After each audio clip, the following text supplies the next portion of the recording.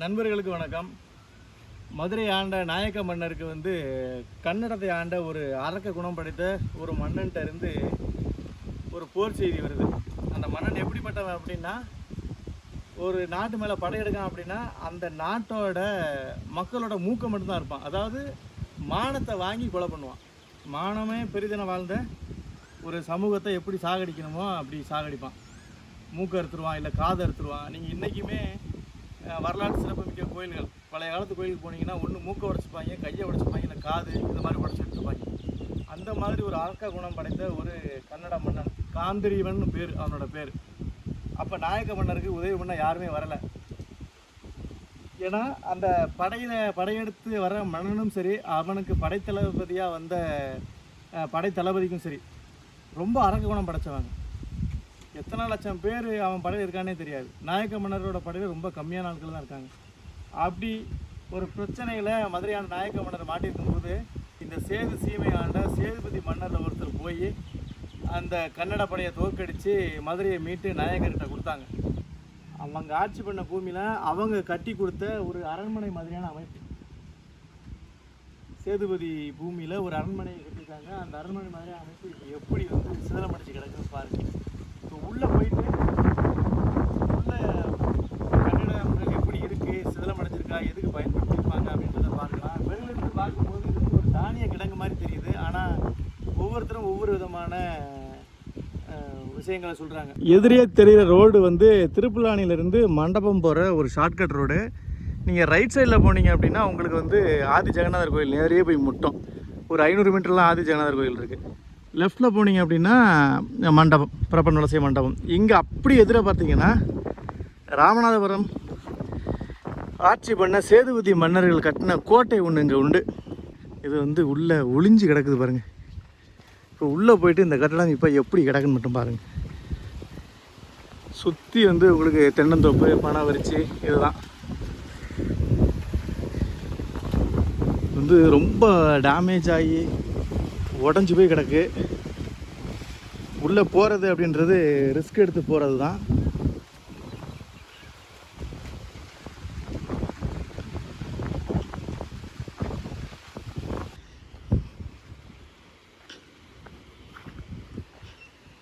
செங்கலை பாரு, செங்கலே வித்தியாசமாக இருக்குல்ல. 7 அடுக்கா செங்கலே இங்கே பாருங்க எப்படி இருக்கு பாருங்க. அந்த காலத்து செங்கல் எப்படி இருக்கு பாருங்க. இது வந்து காரைப்பூச்சி, கருப்பட்டி, கடுக்கா, சுண்ணாம்பு. இது வந்து நாளாக ஆக இருக்கத்தான் செய்யும். நம்ம நிறைய காணொலிகளில் இந்த காரைப்பூச்சி பற்றி நம்ம சொல்லியிருக்கோம். செங்கலை, அதாவது இந்த சுவரை எப்படி கட்டிருக்காங்க பாருங்க. 7 அடுக்கு. எண்ணி காட்டு.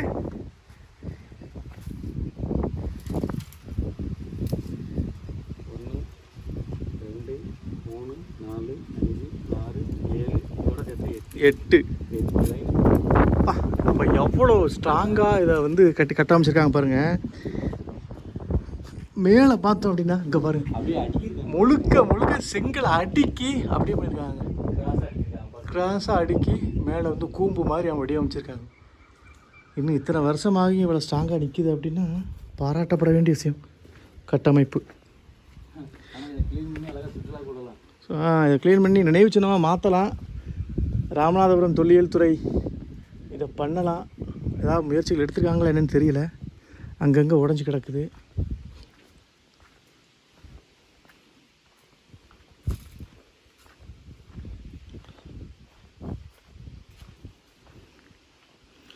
மேல் கூரையும் அப்படியே இருக்க பண்ணணும்ல. இங்கன்னு இருக்கே,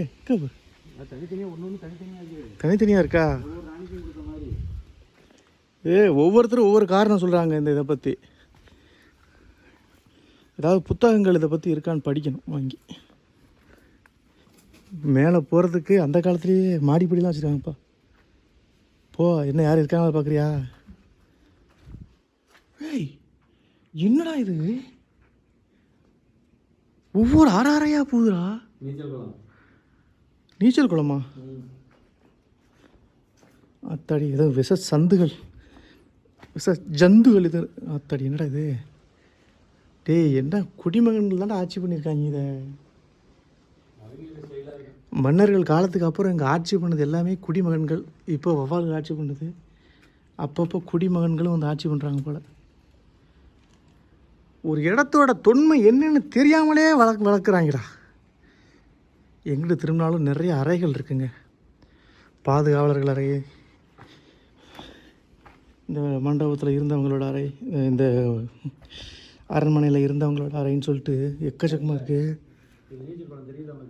என் வாழ்நாளில் நான் இவ்வளோ பெரிய பள்ளியை நான் வாழ்நாளில் பார்த்ததே கிடையாதுங்க. இப்போ காட்டுறேன் பாருங்கள். இது வந்து நீச்சல் குளம் தெரியுதா உங்களுக்கு? நீச்சல் குளமா?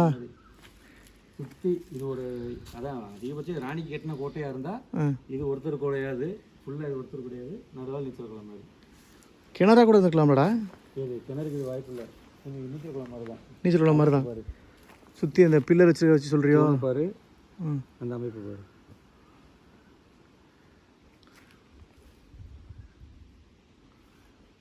ஓ ஆமாம். இல்லை ஆமாம், பயிற்சி எடுக்க நினைங்களா? இல்லை, சுற்றி வந்து உனக்கு மண்டபம் மாதிரி இருக்குது, நடுவில் இது இருக்கு இல்லையா? குடிநீருக்காக பயன்படுத்தியிருப்பாங்களா ஒரு வேளை? இல்லை, எல்லாமே அதே தான். ஒன்று இருக்குது. இப்போ ஒரு பள்ளி ஒன்று இருக்குது, அதை காட்டுற மாதிரி. என் வாழ்நாளில் இவ்வளோ பெரிய பள்ளி நான் பார்த்ததே இல்லை. ஏன்னா மாடு வருது. இவ்வளோ பெரிய பள்ளியை நான் என் வாழ்நாளில் பார்த்ததே கிடையாதுங்க. பள்ளி தானே, வேறு எதுவும் பாம்பா? குழவி கூடுறா. தூரத்துல இருந்து பார்க்கறதுக்கு பள்ளி மாதிரி இருந்துச்சு. எனக்கு அல்லு விட்டுச்சுங்க. பயம், இவ்வளோ பெரிய பள்ளியா அப்படின்ட்டு. கரையாம்புத்தா? புத்துலாம் இருக்கு. ஆனால் உள்ள விஷ பாம்புகள் நிறையா இருக்குங்க. இங்கே வரீங்க அப்படின்னா ஷூ போட்டு வாங்க. அதுவும் கருப்பு கலர் ஷூ போட்டு வாங்க. அந்த வாடகைக்கு தான் ஏதாவது விஷ சந்துகள் இருந்தால் விலைக்கு ஓடும். இதில் மட்டும்தான் இடிபாடு. அதாவது இந்த என்ட்ரன்ஸ் வாசல் மட்டும் தான். அந்த வேறு வந்தாலும் அது எங்கே விழுந்துருக்கு. இதில் வேணும் உடச்சிருந்த மாதிரி தான் தெரியும்.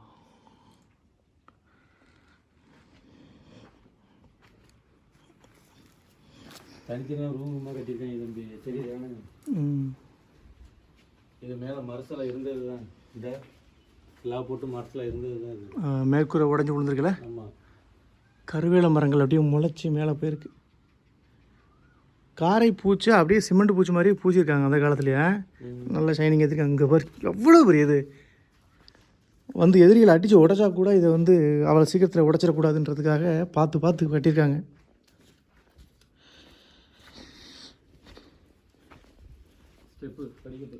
மாடிப்படி. இது வந்து மாடிப்படிக்கு போகிறதுங்க. ஸ்டெப்ஸ் இருக்குது பாருங்கள். பாதுகாவலர்கள் மாடிப்படிக்கு போகிற வழியாக இருக்கும் போல்.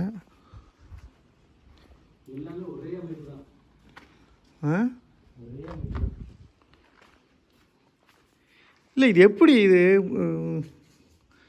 புரியலையே. இது வந்து என்னன்ட்டு. செஞ்சி கோட்டையும் இந்த மாதிரி தான். அந்த குதிரைகள் கட்டுற இடம் செஞ்சி கோட்டைகள் இந்த மாதிரி தான் இருக்கும்.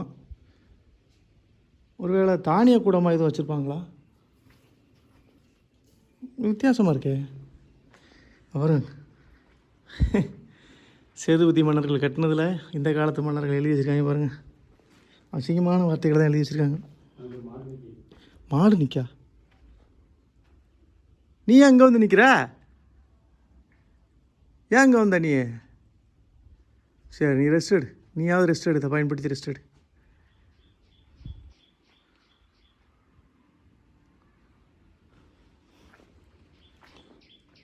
அதோட பிளேஸ் தான் நம்ம வந்துட்டும் போல். ஆனால் இப்போ எந்த வழியாக வந்தும் எந்த வழியாக வெளியே போகிறோன்னு தெரியல. எந்த இங்கே நீ சொன்ன மாதிரி நீச்சல் குளம் இருக்கப்பா? எல்லாத்துலேயுமே இருக்குது. தனித்தனியாக இருக்குங்க நீச்சல் குளம் மாதிரி அமைப்பு.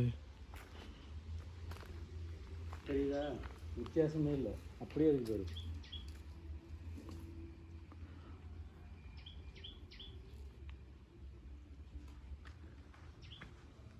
கூடார ஷேப் அமைப்பு அப்படியே. மேலே ஆள் நிற்கிறது ஏதாவது இடம் மாதிரி இருக்கா? தெரியுதா பாரு? ஆள் நின்று பார்க்குற மாதிரி இடம் ஏதாவது இல்லைல்ல? இல்லை. ஏதோ ஒரு காரணத்துக்காக இது கைவிடப்பட்டிருக்கு. என்னன்னு தெரியல. இதில் வந்து பீரங்கி தாக்குதல் நடத்தின ஒரு அடையாளம் இருக்கும் அப்படின்ற மாதிரி ஒரு இது கேள்விப்பட்டேன். பார்க்கலாம். அந்த காலத்து நீச்சல் குளமாக இருந்திருக்கும். இப்போ நான் இதில் நடந்து போகிறேன். எவனோ ஏண்டா இங்கே ஒரு சமைச்சு வேறு தின்ட்டுருக்காங்கடா. இதை சமையல் பண்ணி சாப்பிட்ருக்காங்க. இல்லை, எனக்கு என்னமோ மொத்தமாக பார்க்க அப்படி தானே தெரியுது. நெல் உண்மையாக கிடக்கு. தானிய கிழங்கு மாதிரி தான் இருக்குது. இது ஃபுல் அண்ட் ஃபுல் தானிய கிழங்காக தான் இருந்திருக்கும்னு நினைக்கிறேன். விவரம் தெரிஞ்சவங்க இதை பற்றின அங்கே பாரு, இதெல்லாம் விழுந்துச்சுன்னா நம்ம அம்மன் ஜல்லி தர மாட்டோம், எல்லாம் விட்டு போய் தான் இருக்குது. மரம் ஓடிடுச்சு.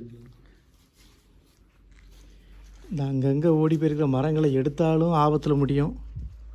என்ன எடுக்கும்போது ஏதாவது ஆபத்தில் முடியும். இதை ஏதாவது கொஞ்சம் பாதுகாத்தாங்க அப்படின்னா தொல்லியல் துறையோட இது இன்வால்வ்மெண்ட் இருந்துச்சுன்னா நல்லாயிருக்கும்.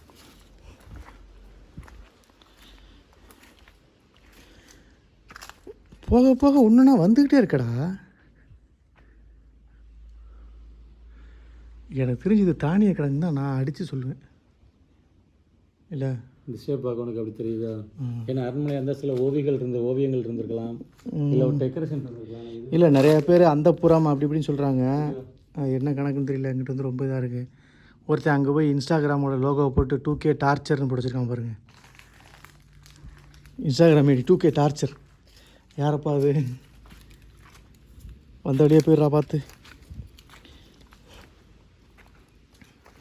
இதை பிடிச்சி நான் வந்துடுறேன்.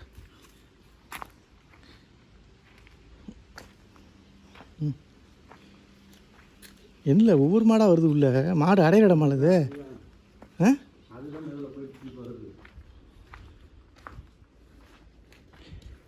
எத்தனை இருக்கு? 1 2 3 4 இருக்குங்க இந்த மாதிரி. அப்படி கிடையாது. இது ஒன்று, இது ஒன்று, அவ்வளோதான். அப்படியா? இது நடுவில் பாரு, ஸ்ட்ரைட்டாக தெரியுதா? ஓ அந்த சைடு இருக்கு ஒன்றும். ஆமாம், இது மொத்தம் 3, 2. இப்போ இந்த சைடு. இப்போ நம்ம ஒரு சைடு தான் வந்திருக்கோமா? அப்படி இந்த பக்கம் இருக்கா? இதுதான் நம்ம வந்த வழி இல்லையா? இங்கே இருக்குது.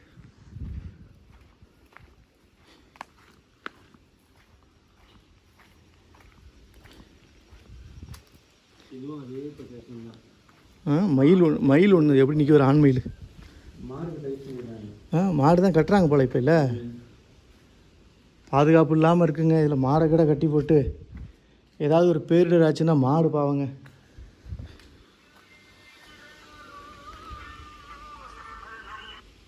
ஹலோ, இதான் வந்துக்கிட்டு இருக்கோம்பா.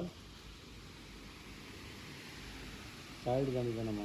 ஒரு மிகப்பெரிய அரச மரம் ஒன்று இருக்குது. காடு கரப்பு சிக்கல் காந்தி, சிக்கல். இங்கேயே நீர்நிலையில் நிரப்பி வச்சுருக்காங்க. இது வந்து யாருக்குமே போலையா?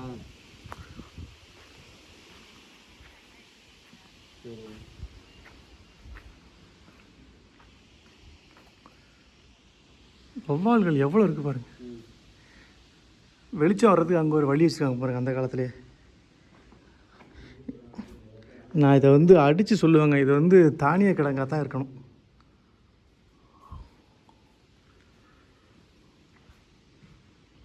இது வந்து தானிய கிழங்காக தானே இருக்கணும். ஒரே மாதிரி தான் அந்த வெளிச்சம் வச்சுருக்காங்க பாரு, அங்கே வர்றதுக்கு வெளிச்சம் வர்றதுக்கு.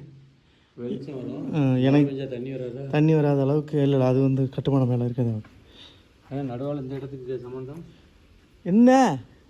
எங்கள் பின்னாடியே வரையே என்ன? போ போ போ போ. நாங்களே வழியிலே இருந்தாலும் சுற்றுறோம். வா வா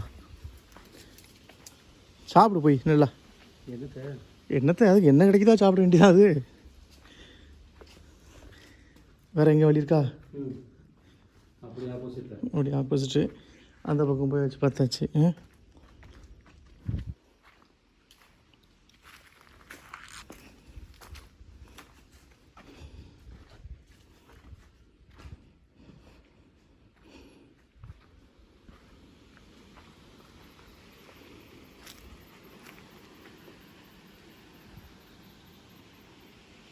ஒரே கட்டமைப்பு, ஒரே மாதிரியான கட்டமைப்பா.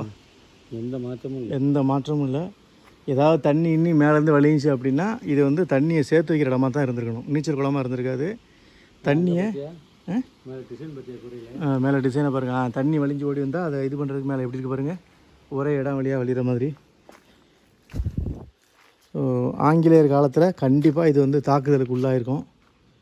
ஏதாவது ஒரு பகுதியில் பீரங்கியை நிப்பாட்டி வச்சு கண்டிப்பாக அடிச்சிருப்பாங்க. வெளிப்புறத்தை சுற்றி பார்த்தோம் அப்படின்னா அதில் நம்மளுக்கு ஏதாவது சுவடுகள் இருக்கா அப்படின்றத நம்ம வந்து தெரிஞ்சுக்க முடியும். அந்த காலத்தில் 2 அடுக்கு சுவர் அந்த லாஸ்ட்டில் ஒன்று தெரியுதா, அந்த வெளிச்சத்துக்கு பின்னாடி அது ஒரு அடுக்கு சுவர், இது ஒரு அடுக்கு சுவர், 2 அடுக்கு சுவரை தாண்டி தான் உள்ளே வர்ற மாதிரி பாதுகாப்பு பண்ணி வச்சுருக்காங்க. இன்றைக்கி வந்து ஆலமரமும் அரச மரமும் கருவேல மரமுமா வளர்ந்து படர்ந்து கிடக்குது. இப்போ வெளிப்புற சுற்றுச்சுவரில் ஏதாவது ஆங்கிலேயர்கள் ஆட்சி காலத்தில் தாக்குதலுக்குள்ளான சுவடுகள் ஏதாவது இருந்தது அப்படின்னா பார்க்கலாம். ஏன்னா ஆங்கிலேயர்கள் அவ்வளோ சீக்கிரத்தில் ஒரு இடத்த அட்டாக் பண்ணுறாங்க அப்படின்னா அது வந்து இந்த உணவு இது ஆயுத கிடங்கு இல்லை தானிய கிடங்கு அந்த மாதிரி விஷயங்களை தான் வேகமாக அட்டாக் பண்ணுவாங்க அப்படின்னு படிச்சிருக்கோம். எங்கே இதுக்கு பின்னாடியா?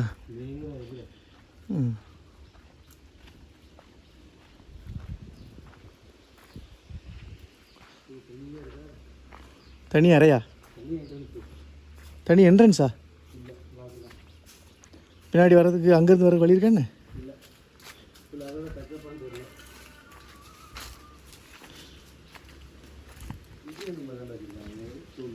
அதான் அந்த தண்ணி வடிஞ்சு ஓடுனா அதை எடுக்கிற இடமா தான் இருக்கும். இங்கேருந்து வேறு எங்கேயாவது நீர்நிலையில் வழித்தடங்கள் அமைச்சு அதை வெளியே கொண்டு இருப்பாங்க.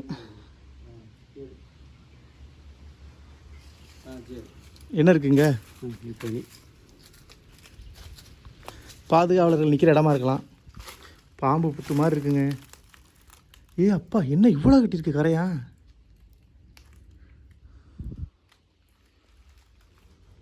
இல்லை கரையாம்புத்து, இதை தான் பாம்பு புத்துன்பாங்க. பாம்பு வந்து புத்து கட்டாது, கரையாம்புத்துக்குள்ள தான் இருக்கும்.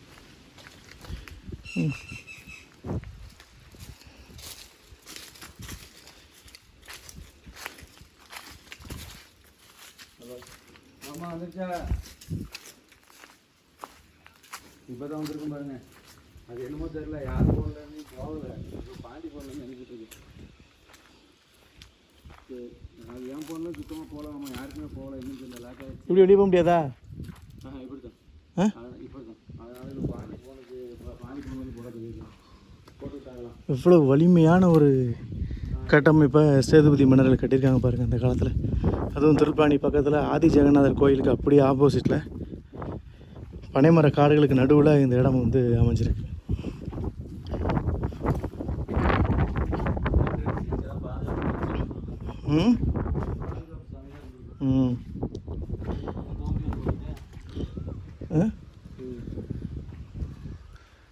ஆமாம், இது வந்து சமஸ்தானத்துக்கு பாத்தியப்பட்ட இடமா தான் இருக்கும்.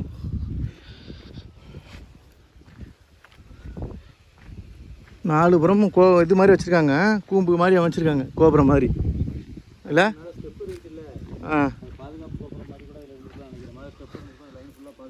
பாதுகாப்பு கோபுரமாக இருந்திருக்குமோ? அரண்மனைன்னு சொல்லிட்டு போனாங்க. இங்கே ஒரு அக்கா வந்து ஆடு மேய்ச்சிக்கிட்டு இருந்தாங்க. அவங்ககிட்ட கேட்டதுக்கு அரண்மனை போய் பாருங்க அப்படின்னாங்க.